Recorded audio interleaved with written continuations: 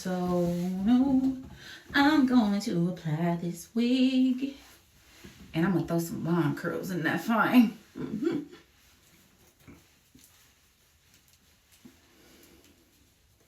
If I can get it on.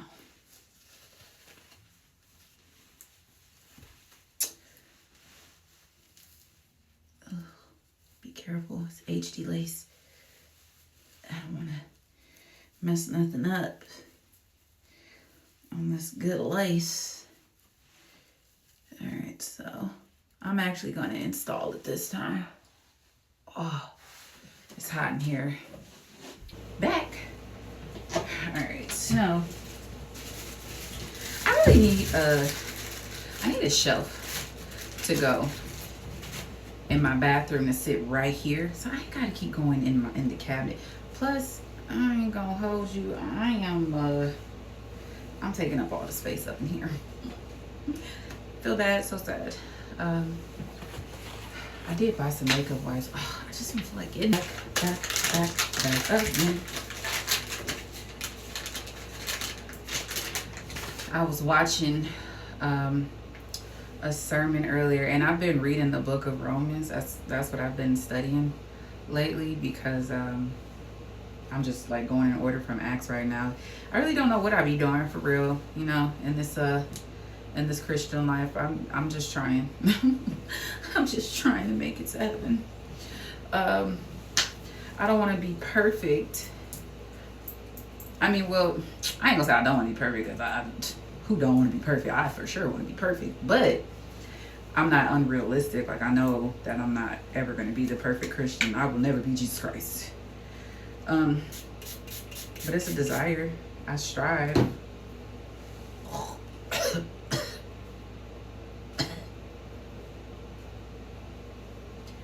I do strive to be like him.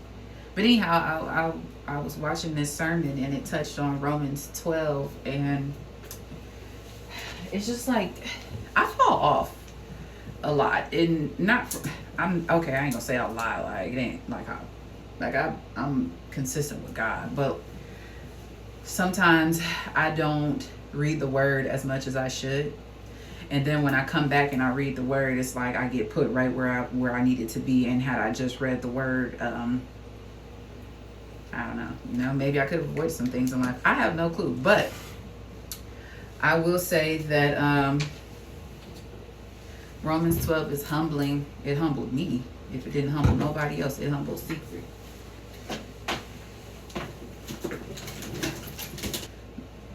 Makes me humbled in the way of, like, it makes me realize just how imperfect I am. Yeah, just how imperfect I am, and how much work I still need to do. How much work we all still need to do, but this ain't about y'all, huh? It's about me. All right.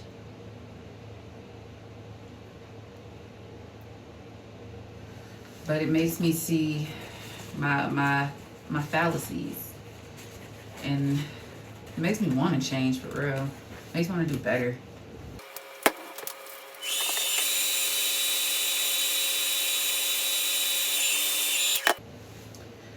I'm like so easily offended, and I don't know.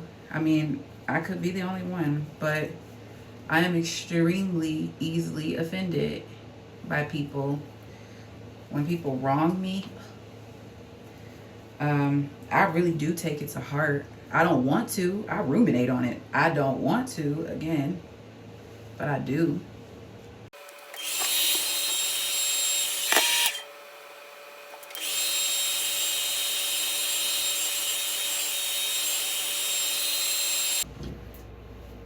And not only do I ruminate on it, but I low-key be wanting my get back. Well, now. And I feel like that stems from the fact that I let people get away with wronging me for majority of my life. Like, I was a people pleaser for a majority of my life. I just stopped doing that over the past couple years. Like, once I turned 30, I'm 32. I just stopped doing that. And sometimes with certain people that like I genuinely love, it's still hard. It's still hard for me not to fall back into that people pleasing way of life.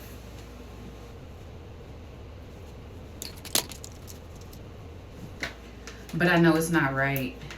I know it's not. So I don't seek revenge. I will say that I used to, like, I used to have the thoughts of it, the desires, but like I don't actually ever seek revenge on anybody, because the way I'm just built, and I think the way that God molded me to be is it's just against my morals.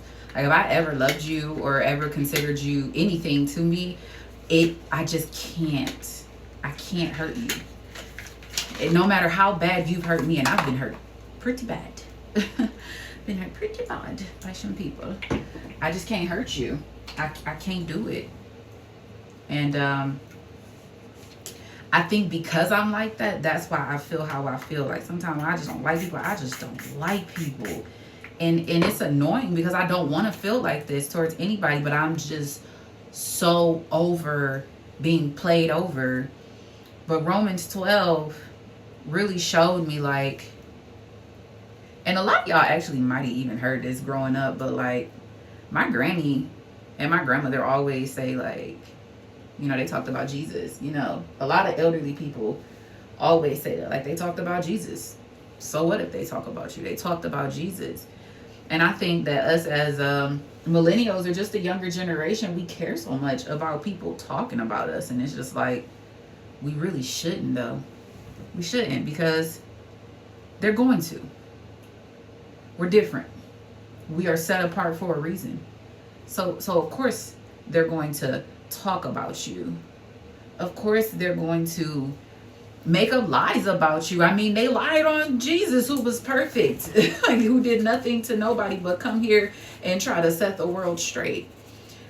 And that's what Romans 12 like humbles me, because it makes me feel like, girl, who are you to sit here and not give someone grace or mercy, or, you know, show mercy to someone, or not be forgiving and not be kind and loving? Like, who are you to keep killing people off in your head? Because I have a nasty habit of sending people into the cemetery in the back of my cranium, where I don't even know you anymore. You don't exist to me. And it's like, you can't be a perfect Christian with perfect people. How you showing up? Like, how do you show up with the people you don't like? The people that cause a little bit of strife in your heart, like, how do you show up with those people? And I've been in a bubble for like these past few months, just chilling with God, and it's like, I need to go outside, because I need to be around the people that hurt me, because I need to see, did I really change? Like, am I changing, or am I just saying that I'm changing? That's half of the reason why I don't even post for real, is because baby, God's still working on me. Seriously.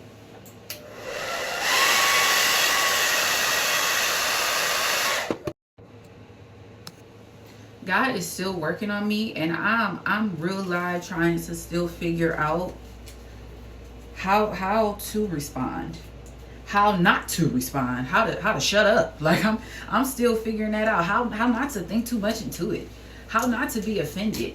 And I don't want to hop on these social medias and show anything that's other than Christ. So that's why I don't post a lot, because I know me, and I know I'm still working, and I know I still have some work to do. But like, reading Romans 12 and just not seeking revenge, and allowing God to have, like, praying for my enemies, that's humbling. To pray for your enemies, that's humbling. And I know a lot of people that ain't there yet, but it ain't about them. It's where am I at? And for me, I'm there. I'm there. I'm wholehearted. I feel like I'm there, like, because I'm tired of walking around with this chip on my shoulder, like it didn't bother me. Like, it did. You did hurt me. It bothered me, because I genuinely love from the bottom of my spirit. Like, I love. And so, yeah, you did hurt me, but you ain't killed me. You didn't destroy me. And even if you did, I forgive you. Because all you did was show me another layer of me that I needed to get rid of in order to get closer to God. So it's like a lot. I feel so much forgiveness for people. So much forgiveness for my enemies, so shall say. So much forgiveness for people who have wronged me, who intentionally wronged me for no reason. Like I forgive because honestly, I'm not perfect. I don't know what y'all was going through. I mean, some people I do know, and that gives me even more grace because I do know what you were going through, and it's like I be so understanding. It ain't even that I don't forgive. It's literally that I let so much to the side that I became annoyed with it. But you know what? The annoyance is gone. Like I really want. I want to. I'm already going to heaven because I've declared Jesus as my savior. But like when I get there, I want to make sure that He knows I tried. And in order for me to try, I gotta not only getting that word, getting my Bible. Not only that, but I also have to honor that word. And it grieves me because sometimes it's comfortable to be in the space of like, I don't like this person and just cut them off. That's easy. That's so easy. But I ain't trying to be an easy Christian no more. Like, yeah, you hurt me. You hurt me, but they hurt Jesus, and He still continued to bless them. And He still died for them. So hey, you hurt me, but you did not destroy me, and I forgive you. And I feel like now wholeheartedly, I can walk past people that hurt me and not act like they don't exist. And I'm actually anticipating being tested on that because I've been tested on everything thus far. Like not everything, but a lot of things. Like a lot of my stuff is coming up. I'm being tested, and hey, baby, I go to school for a career. I intend to pass every test that God gives me, and when I fail, I intend to study harder so I can keep going.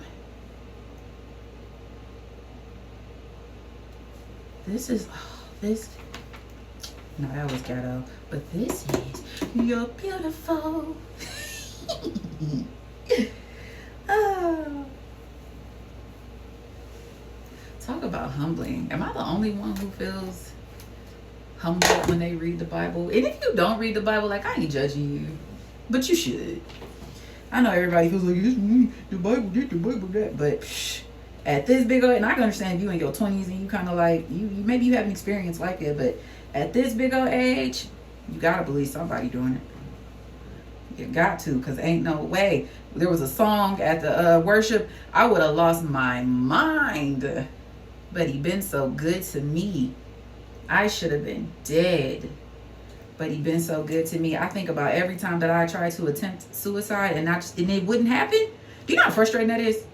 But every time I tried to attempt suicide and it wouldn't happen, and then now fast forward, I don't even know how many years later at this point, 8 years later, look at me now. Look at me now. Like I'm happy. I'm in love. And with a love that's genuine, that feels good, that is equally reciprocated. A love that wants to fight for the love that I give so naturally. Listen, a love that doesn't run from me. Because that's what I've experienced. I've experienced a lot of love that has run from me. But a love that doesn't run from me. And I'm a person who's never experienced any type of consistency. Like there's never been anyone consistent in my entire life. Not even my parents. Like there's never been anyone consistent in my entire life. Except my man. My man. Only person that's been consistent, like nonstop. And maybe it's because we had a kid together. We got kids. Like, I don't know. Maybe that's what it's about. But God gave me that child because I wasn't even supposed to be able to have children. I was told at 16 that I would not be able to have children. And here I am, 3 in. It's ghetto. But here I am. And maybe the children was meant to like keep us somehow bound together, but we grew. We grew through that. We grew through co-parenting. We've grown through just life. And now we get to love each other freely, openly, loudly, boldly. I love that. I love that. I love that I'm with my best friend, my high school sweetheart. I love it. Yes, I do. That's a different story though for a different day. We're talking about Romans 12.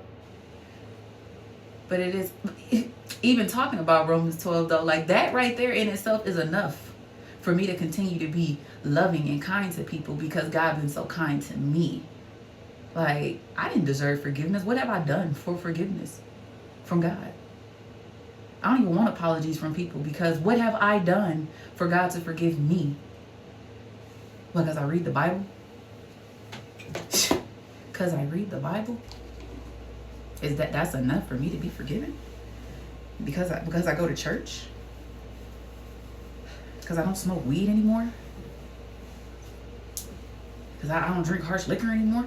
I have a glass of wine very, not frequently, like not at all actually, for real. I don't do all that stuff too much. But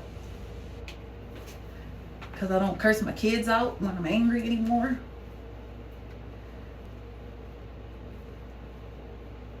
What have I done to deserve forgiveness? Let's be honest. What have I done? I'm inconsistent.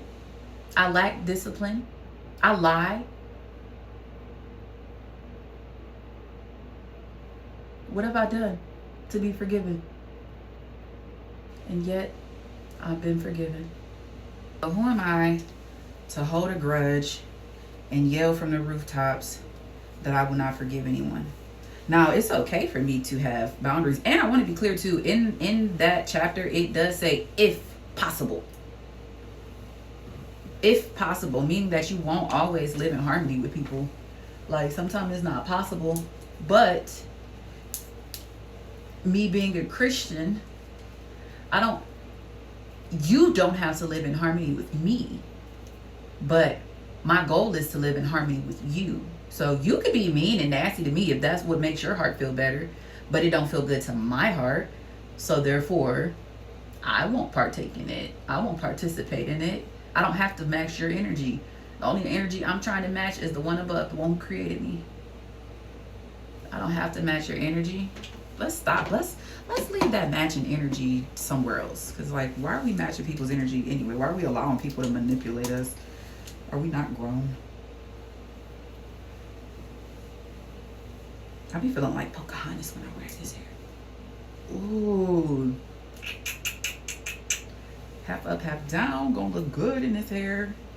I ain't even going nowhere. I mean, I am, but, like, nowhere to be like, ooh, I'm about to get all dressed up.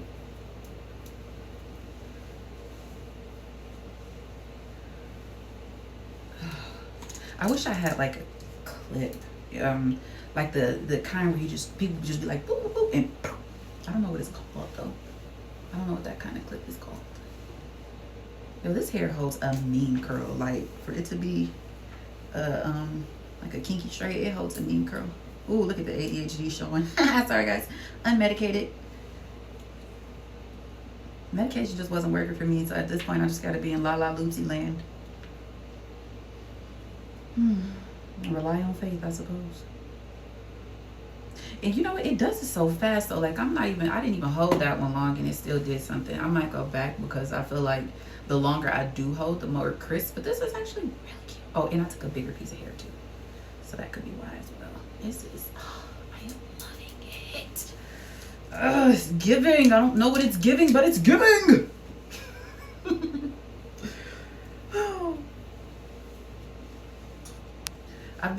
I've been having the desire to start a podcast because I got a lot to say. Like I have a lot to say, but like not just meaningless, pointless stuff. Pointless stuff. I have experienced so much for a 32-year-old. Like I've experienced so much life. Wow, I kind of burnt myself there. I've experienced so much life for a 32-year-old. And I have so many people ask me certain questions, and it's like I should just give the sauce, right? Like, but what is the sauce? No, I'm just kidding. No, it's like I should just maybe say my experiences, and maybe my experiences can help someone else have a better experience, or maybe look at their experience differently. Like, I could tell you for a fact, I've been doing this co-parenting thing for almost 13 years across state lines.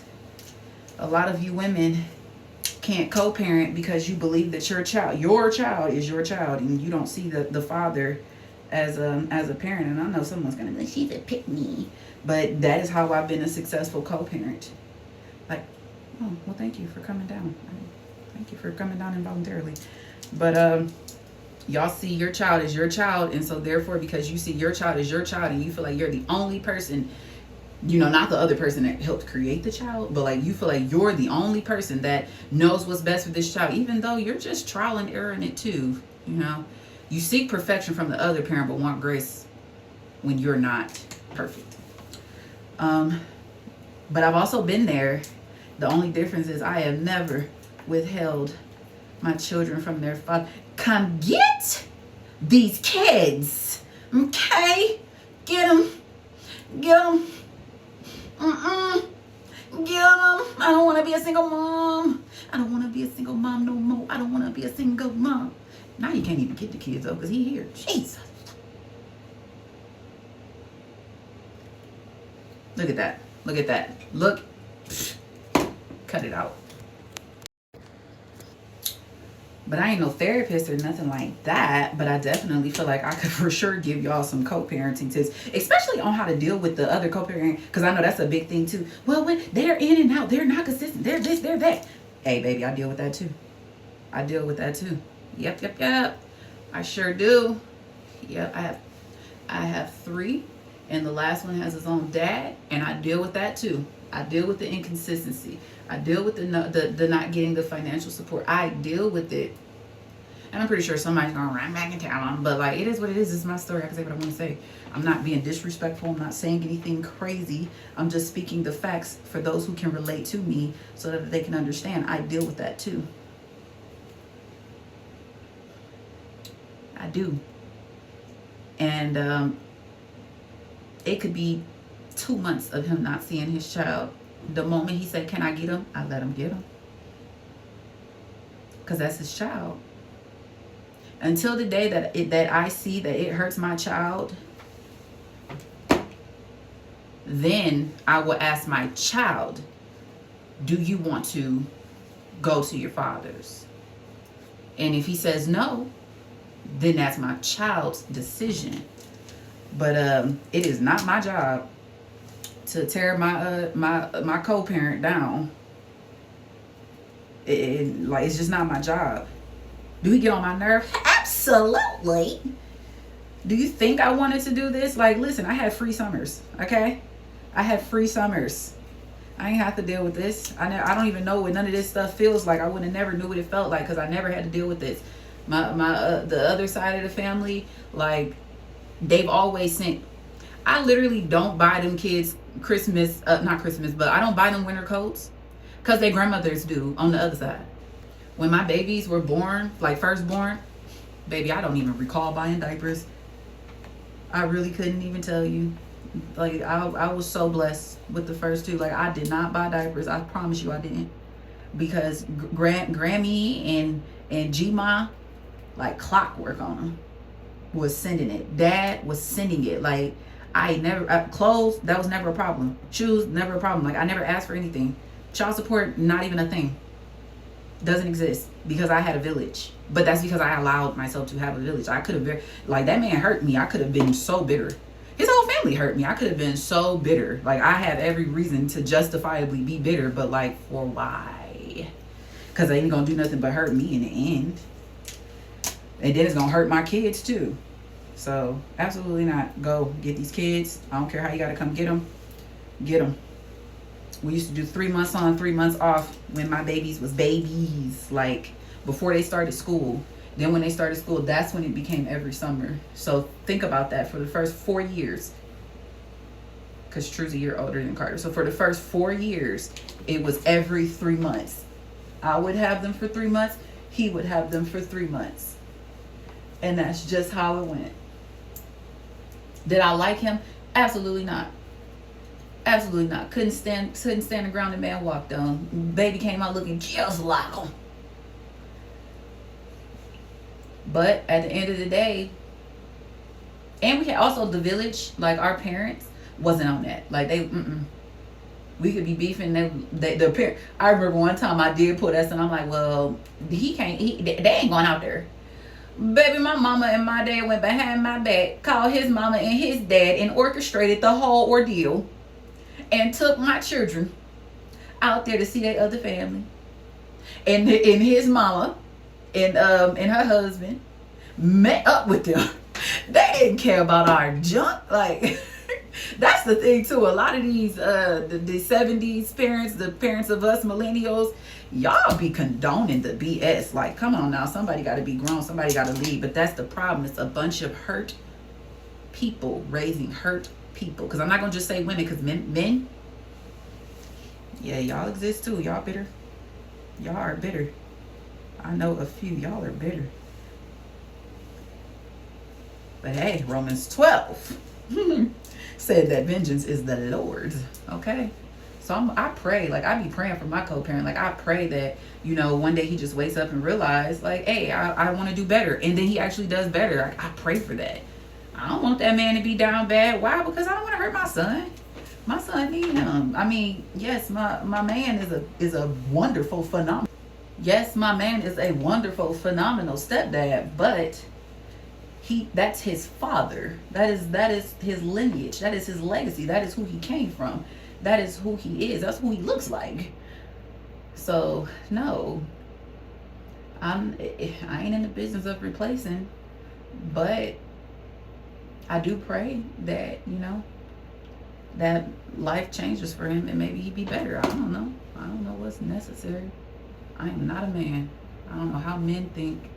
Actually, I kind of do, just because I was raised with like all brothers. So I have a weird family dynamic, but that is also a different story for a different day. But I hope, like, if you take anything away from this, you definitely take away the need to be merciful on people. Like, even though I know a lot of your flesh is like, they ain't had no mercy on me. But like,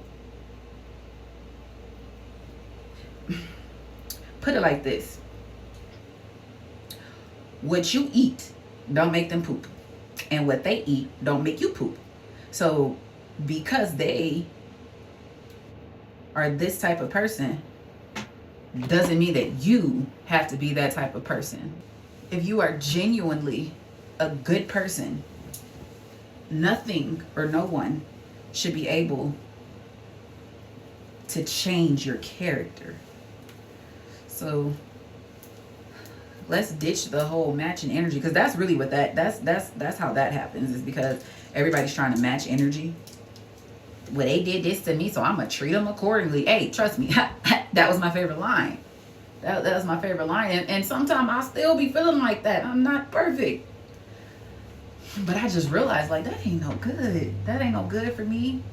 It changes who I am, and who I am should not change based off of how somebody treat me. Now, the access that they have to me can change, but the way I treat them doesn't have to. Now that's where it gets hard to believe. The access can change. The boundaries can be put in place. But you should never stop being kind. I feel like I should be, oh no, it's working. You should never stop being kind. Never. Now people be like, don't mess up my blessing. That's the quickest way to mess it up. Matching energy.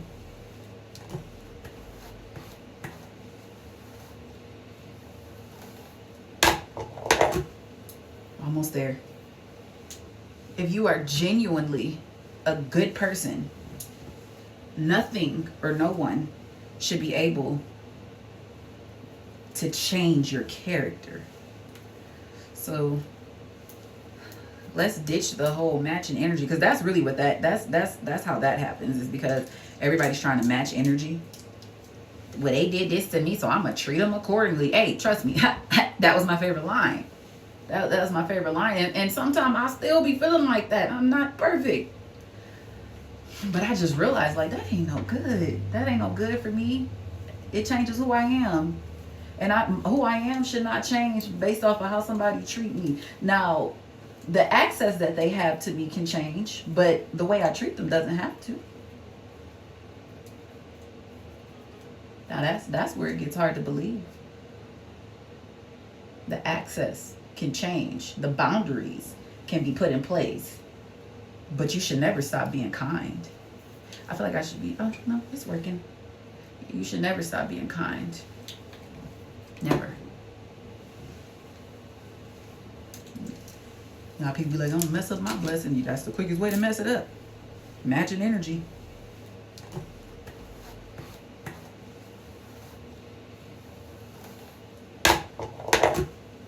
Almost there. All right. Finally finished. But now my question is, should I break them apart or comb my fingers through them for like a body wave look? That's a good question.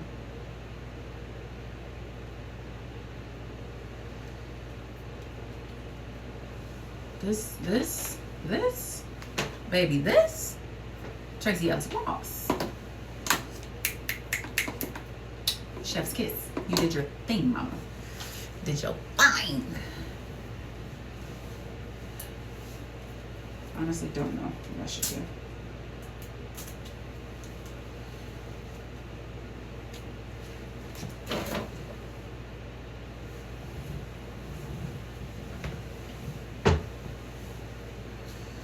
I don't know if I should. All right, let's just see what broken apart looks like. Because I can always comb through broken apart, but I can never break apart, comb through.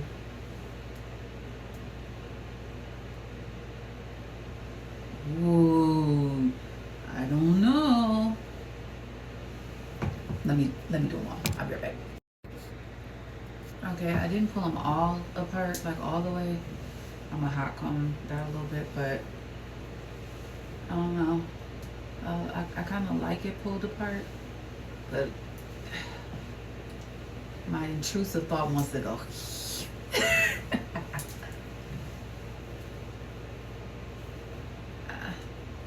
I think I'm gonna let my intrusive thought, but I do like what it was about to give. Whatever it was about to give, I like it. But intrusive thoughts are gonna win every time. Honestly, I don't even think it's gonna make a difference if I comb it out. I think what it's gonna do is just make it bigger. And I'm okay with that. I don't have any layers in this either, so I think I might do that too. Oof. These girls is trying to take me from my piper. I might have twirled this one a little too much at the bottom. It actually does seem easier to like break them apart and then kind of comb through them, because when you wrapping them around the what you call it, the wand, it does kind of make them tighter. Oh my God, it's giving lion. I love it. I love it. It's fulfilling my curly girl heart. I'm supposed to be laying away from my best friend, and like I'm so not a hater that I low-key want to take this off and put it on her, because I know she'll body it. But I think I'm going to just give her the this wavy one. Well, I ain't giving it to her. I'm gonna let the heifer borrow it, and I want it back. I like that one. This is nice. I love this too. I'm actually here for this. All right, let me play with her. I'll be back.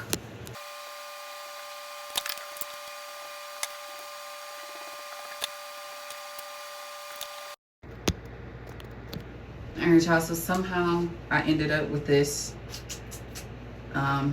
half up, half down. Ooh, did I eat it up? Did I? I love this. Oh, I love it. I didn't want to do the ponytail up top too tight because it's a yucky texture, so I ain't trying to take out none of this here. You heard me. I mean, of course you can see the lace. It's a wig. I'm just kidding. You really can't see the lace in person, but it's because I just got up on the camera like that. But like, the only way somebody gonna see this lace right here is if they looking for it, looking for it, looking for it, looking for it, looking for it. We repping things, things. I'm just kidding. I'm not repping things. I just like that movie. But what y'all think? I think, ooh. Should I take this one off and put it on my best friend? Because let me tell you, baby doll eats up a half up, half down. I think I'm gonna put the curly one on her though. But whew, let me go show my man. Bye. He fights for me.